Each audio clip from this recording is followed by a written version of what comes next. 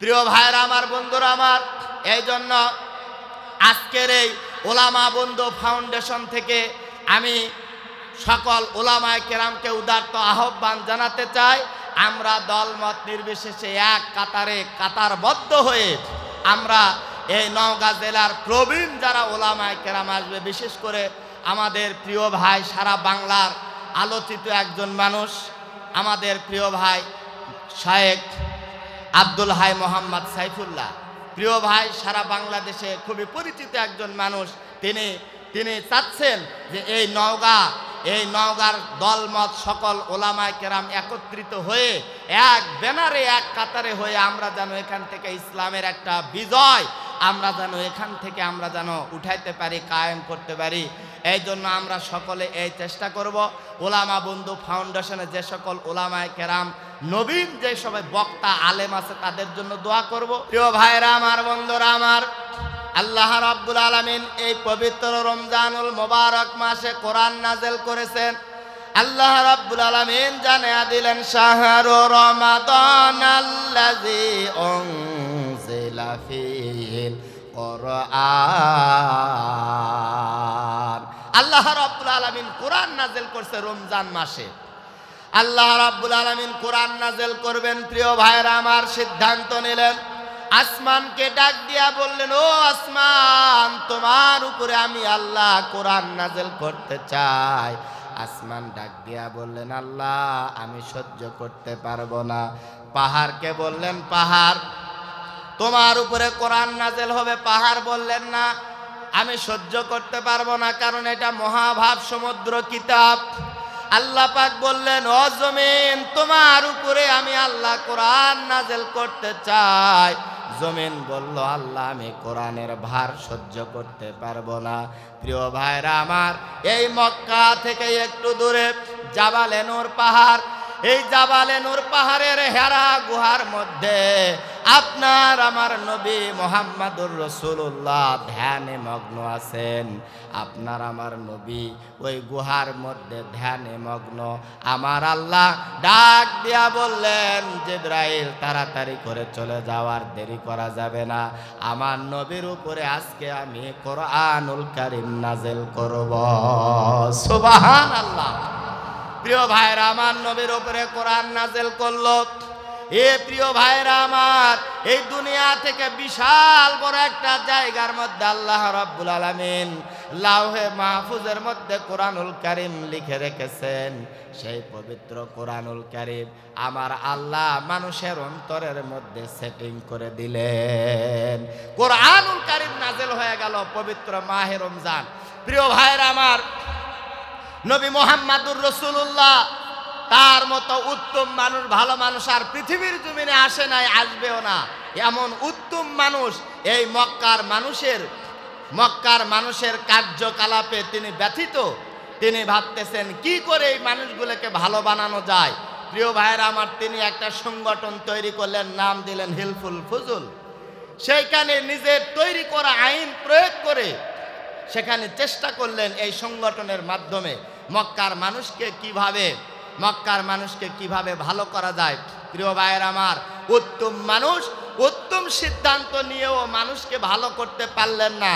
আল্লাহ রাব্বুল আলামিন পবিত্র কোরআনুল কারীম যখন নাযিল করে দিলেন, এই কোরআনের বিধিবিধান দিয়ে, এই কোরআনের আইন দিয়ে, প্রিয় ভাইরা আমার, যখন সমাজের মানুষের উপরে, মক্কার মানুষের উপরে আল্লাহর আইন যখন প্রয়োগ করছে, প্রিয় ভাইরা আমার, 1 জন 2 জন 5 জন 10 জন করতে করতে প্রিয় ভাইরা আমার, আস্তে আস্তে মানুষেরা হেদায়েতের দিকে, ইসলামের সুশীতল ছায়ার দিকে মানুষেরা আসা আরম্ভ করছে। সুবহানাল্লাহ। আজকে আমরাও যদি আল্লাহর আইন দিয়ে দেশ যদি পরিচালনা করতে চাই, সমাজ যদি পরিচালনা করতে চাই, প্রিয় ভাইরা আমার, ওই সোনালী দিন আবারও ফিরে আসবে। কিন্তু বাপের আইন, স্বামীর আইন, অমুক নেতার আইন, তমুক নেতার আইন দিয়ে যদি আমরা দেশকে পরিচালনা করতে চাই, প্রিয় ভাইরা আমার, এ দেশের মধ্যে চুরি বন্ধ হবে না, এ দেশের মধ্যে খুন খারাপি বন্ধ হবে না, এ দেশের মধ্যে ছোট ছোট মাসুম বাচ্চা তাদেরকে ধর্ষণ করা কোশ্চিন কালেও বন্ধ হবে না। প্রিয় ভাইরা আমার, আল্লাহর আইন দিয়ে সমাজকে যদি পরিচালনা করা হয়, চোর ধরা পড়ছে, চোরের একটা হাতকে কেটে দেওয়া হবে, হাজার হাজার চোর ভালো হয়ে যাবে। ধর্ষক ধরা পড়ছে, কোরআনের আইন দিয়ে যদি বিচার করা হয়, প্রিয় ভাইয়েরা আমার, ধর্ষক ভালো হয়ে যাবে। কিন্তু মানুষ রচিত আইন, এই আইনের কাছে যখন চোরকে নিয়ে যাওয়া হয়, প্রিয় ভাইয়েরা আমার, মানুষ রচিত আইন চোরকে একবারে খালাস করে দিয়ে, নিষ্পাপ করে দিয়ে, অপরাধ মুক্ত করে দিয়ে চোরকে ছেড়ে দিচ্ছে। আর হক্কানি উলামায়ে কেরামের হাতের মধ্যে পায়ের মধ্যে ডান্ডা বেরি লাগায়া জেলখানার মধ্যে নিয়ে যাচ্ছে। বড় আফসোস, বড় পরিতাপের বিষয়।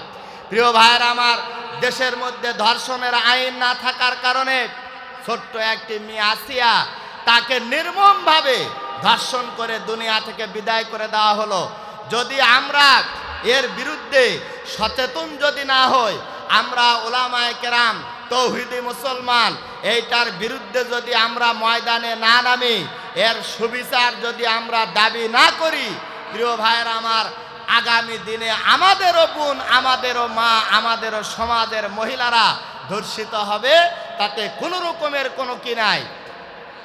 প্রিয় ভাইরা আমার, এই জন্য কোরআনের আইনকে বাস্তবায়ন করার জন্য ইসলামী আন্দোলন, খেলাফত মজলিস সহ বাংলাদেশ যত দল আছে, জামাত ইসলাম সহ যত দল আছে, প্রত্যেক দল মত নির্বিশেষে একত্রিত হয়ে এই সোনার বাংলাদেশের মানুষগুলোকে সোনার মানুষে যদি রূপান্তরিত করতে চায়, অবশ্যই প্রিয় ভাইরা আমার, কোরআনের আইন লাগবে।